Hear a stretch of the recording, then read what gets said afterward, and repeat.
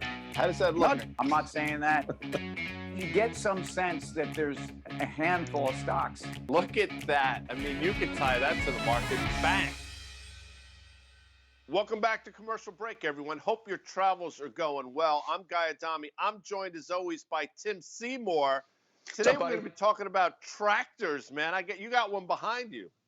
Well, I mean, look, that green and yellow tractor over my shoulder is iconic. Everybody knows it, whether you're driving through the Midwest or whether you're watching Green Acres. I mean, you know what tractors are all about. And John Deere, man, they're Americana.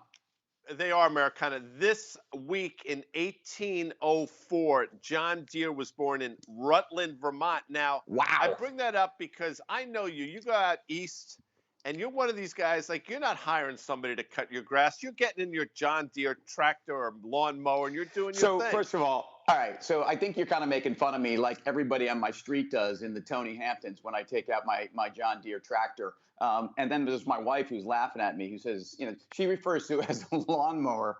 I think it's, at a minimum, it's a lawn tractor. But it's a tractor, and I've got it stickered up. I've spray painted a little bit. It says Timbo 66 on the back, and I'm cutting my grass, and I love it, and it makes me happy. So there. It's funny that you mentioned Green Acres because I was a huge Green Acres fan. Eddie Albert, if you recall, and Zsa Gabor. Not to be confused with Eva Gabor. By the way, has anybody seen them both in the same place at the same time? I'm not even sure that they were twins. I think we made it up. I mean, for all I know, there's just Eva. And I messed it up. It was Eva Gabor in Green Acres. That goes to show you what I know. You couldn't tell them apart. All right, whatever. You couldn't tell them apart.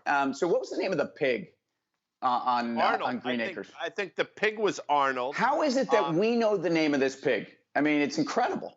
Well, it's burned into my mind. I'll give you another one. Mr. Haney was the guy that was always trying to get over on Eddie Albert from Green Acres. Well, I mean, it was fantastic. By the way, my brother Mike, in college, they had a pet pig because obviously inspired by Green Acres, and the pig. So it was a what do you call? It was a piglet, I guess. Is that a baby pig? I guess it was a piglet. Piglet is a baby pig. I think I think for a lot of people, their favorite piglet would be Wilbur, if you recall, from Charlotte's Web. Which, if you remember a little bit more about Charlotte's Web, Paul Lynde played the rat, and he used to be the guy that was foraging for different things for Charlotte to write in her web. Just a little known fact. Well, I'm not a big fan of Peppa Pig, and that's some of the worst kind of early parenthood memories of waking up at 5 a.m. with a screaming kid and having to watch Peppa Pig. So I grew up on Green Acres Avenue, and I went to school at Green Acres Elementary School. You can imagine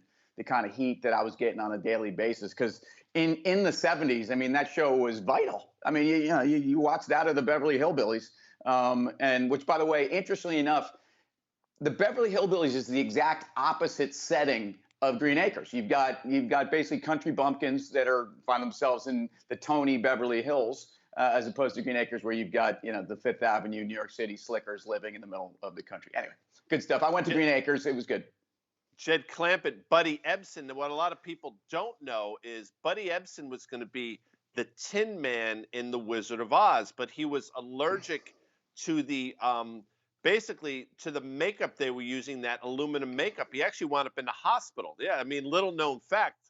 Buddy was also Barnaby Jones, man. And as far as I'm concerned, that was the heyday of cop shows. I mean, you had Barnaby, you had Kojak, you had, who's Peter Falk? What was he? He was Columbo. He was Columbo. You had the guy with the parrot on the shoulder. Beretta. I think his best role, and I'm curious your thoughts, he was the warden, and I just love saying warden, in The Longest Yard.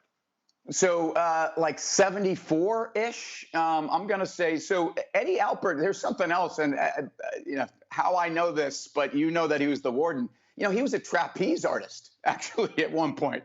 Yeah. No, he was a real life circus guy. Green Acres, it was an interesting show. Look, America is about farmland. Some of the best parts of our country are kind of the Midwest. By the way, that whole Farm Aid thing got me real deep into John Cougar Mellencamp. And that Scarecrow album, by the way, you mentioned the Tin Man.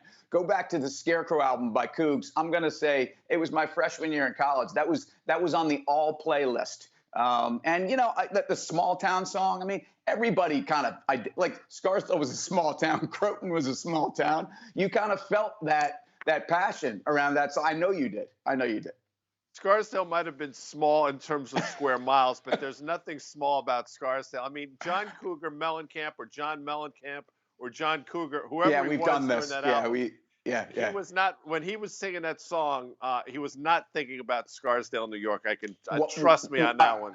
All right. Well, by the way, I think he was John Cougar Mellencamp in that iteration before he went on to John Mellencamp. But I'm thinking about earnings for John Deere. Let's talk about this because this is not that sleepy, Midwestern company anymore. This is a $115 billion company at a time when, look, our bridges, our roads, our infrastructure in this country has been ravaged. We probably haven't fixed it since I was first listening to that John Cougar Mellencamp song.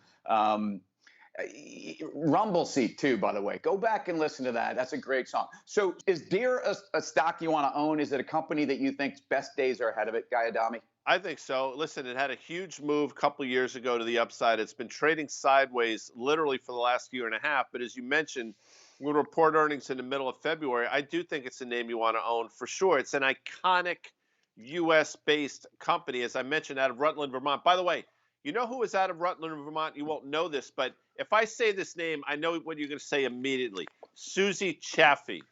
Susie Chapstick, right. And you knew exactly I was going to say that. And when you say Rutland, Vermont, by the way, love Vermont. I don't think there's anything bad that's ever happened in Vermont. It's just a happy place. I can't tell you anything that really does go on regularly in Vermont, but you say Rutland, Vermont, and I think about Jeff Ruland.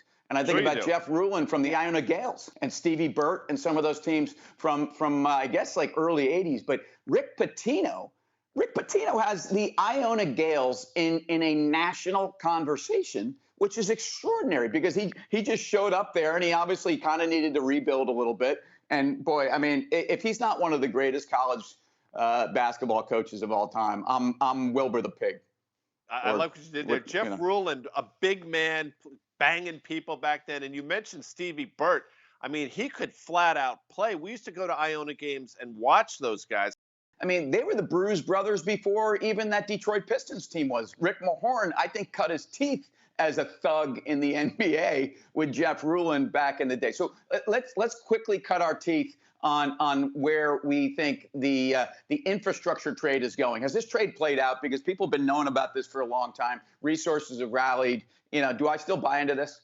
I do. I think you do. I think it's taken a pause. I think you're in the early innings of this resource trade. I think you would agree with that. As they say, don't sleep on Iona and don't sleep on the resource trade. By the way, Iona sits right on North Avenue in New Rochelle for folks that don't really know the region we're in. But New Rochelle was known for a strip of bars that I don't think exists today, but it was some of the best days of my youth. And I probably did sleep on Iona once or twice back in the day. But that's for another story, Guy. I think it's probably time for people who are running around to get to sleep or get to their gate, or if you're in the hotel, this was a nice way to head off into the evening. And it may be 6 o'clock. It could be any part of your day. But whatever part it is, Guy Adami, what are we doing? Well, it's interesting. In the last 30 seconds, you mentioned 2 Led Zeppelin songs, In the Evening, off In Through the Outdoor, and you said In the Days of My Youth, obviously, another great lyric. But if you're traveling, you're watching us, and we hope your travels are safe. I'm Guy Adami. He is Tim Seymour, but collectively we are. Please ramble on, folks. We are commercial break.